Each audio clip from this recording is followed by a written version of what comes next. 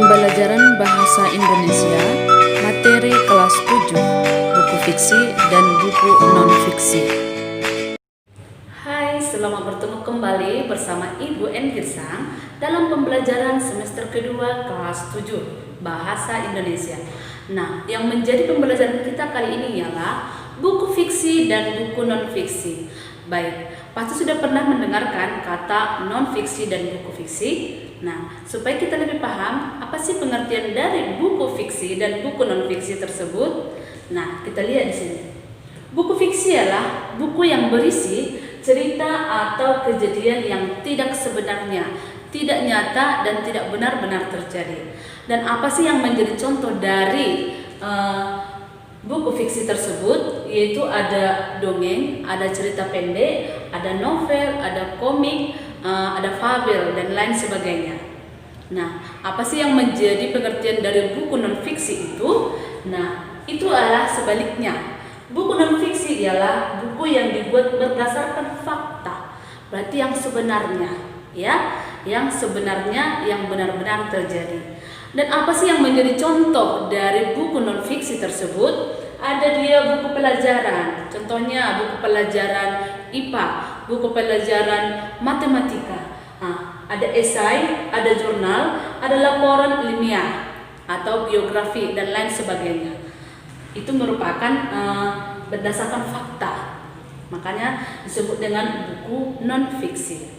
Nah, sekarang kita masuk ke dalam unsur-unsur fiksi dan unsur-unsur buku non-fiksi. Unsur-unsur buku non-fiksi yang pertama ada tema, yaitu ide pokok cerita.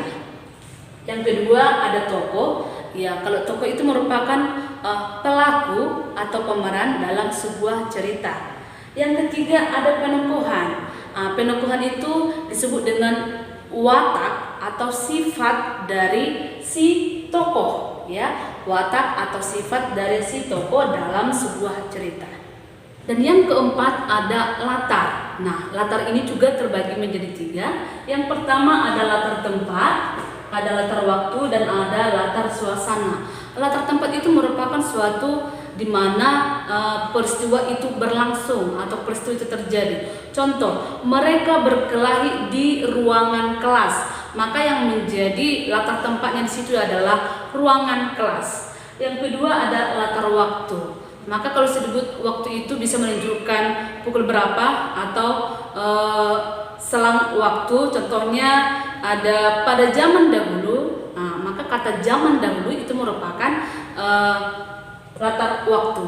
Yang ketiga ada latar suasana. Kalau sudah disebut suasana ialah bagaimana yang dirasakan pada saat itu. Contohnya menegangkankah, ramaikah, menyedihkankah, atau hiruk pikuk dan lain sebagainya.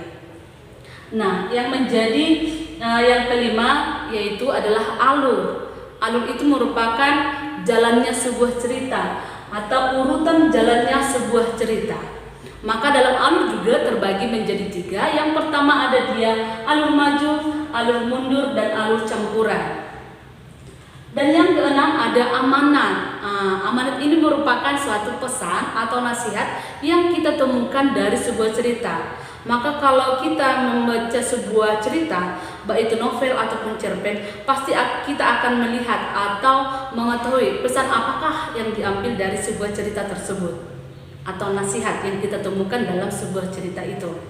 Nah, yang ketujuh ada sudut pandang. Sudut pandang itu ini ditemukan dalam buku fiksi itu ada sudut pandang orang pertama. Sudut pandang orang pertama itu disebut juga contohnya akuan. Jadi sudut pandang orang pertama dalam sebuah cerita itu bisa disebut di sini si pengarang ikut terlibat dalam sebuah cerita.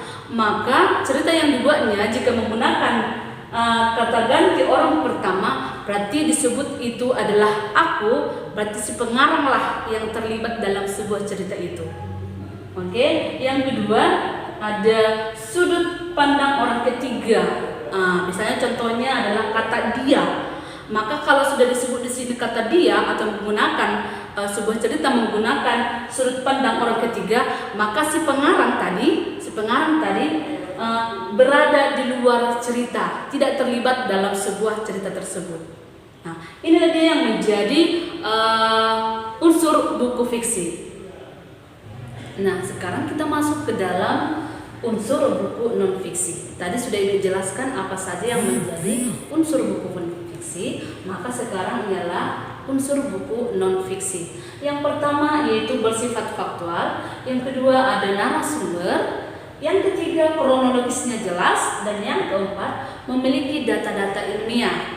Nah, dalam membuat sebuah buku itu seperti buku pelajaran, buku esai, buku jurnal atau biografi, maka harus ada jelas dia. Yang pertama di situ ada pembuatan cover bukunya, rincian subbab buku itu sudah jelas dia.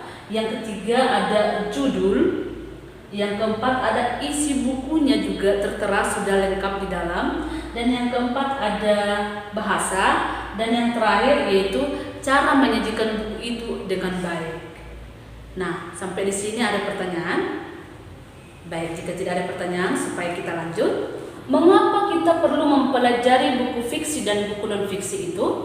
Nah, kita lihat. Buku fiksi itu melatih berimajinasi, melatih berhayal.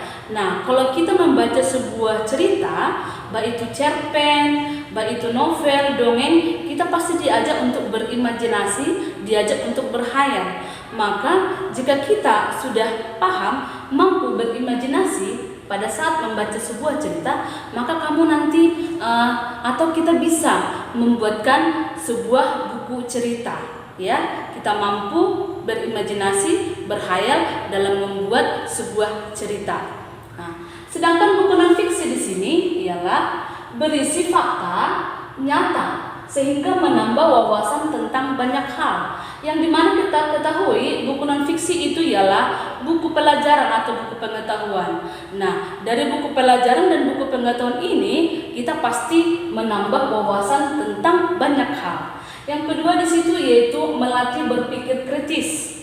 Melatih berpikir kritis itu di situ menggali atau menggali sebuah pertanyaan dari wawasan atau dari buku pembelajaran yang kita ketahui, sehingga wawasan kita semakin luas.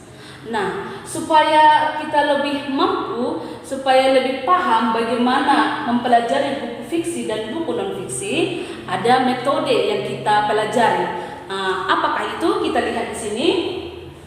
Ini dia metode SQ3R, ya, metode SQ3R. Kita lihat yang pertama ada survei, ada question, ada read, ada recite, dan ada review. Nah, survei di sini maksudnya ialah memeriksa, meneliti, atau mengidentifikasi suatu teks. Ya, kita harus bisa dulu meneliti, mengidentifikasi keseluruhan isi teks itu dengan membaca sekilas, baik itu buku fiksi maupun buku non fiksi. Yang kedua, question tadi, di sini kita lihat, kita sudah tadi memeriksa, meneliti atau mengidentifikasi suatu teks, maka di question kita menyusun daftar pertanyaan yang relevan dengan teks tersebut. Kita lihat, ya, kita temukan apa sih yang menjadi pertanyaan-pertanyaan yang ditemukan dalam sebuah buku fiksi dan buku non fiksi. Dan yang ketiga, read. Read di sini membaca teks secara aktif untuk mencari jawaban dari question ini, ya, membaca teks secara aktif untuk mencari jawaban dari question yang kita sudah susun tadi daftar pertanyaannya, atas pertanyaan yang sudah disusun itu. Maka nanti sudah ditemukan dengan membaca, mengulang kembali dari teks tersebut. Yang keempat ada recite.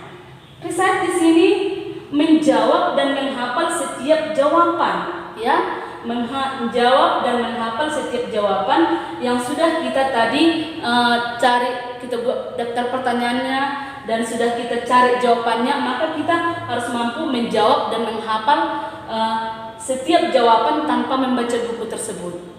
Dan yang terakhir ada review.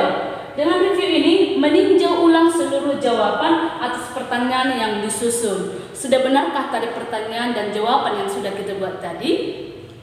Maka di sini kita review, meninjau tanpa kita membaca ulang kembali buku itu.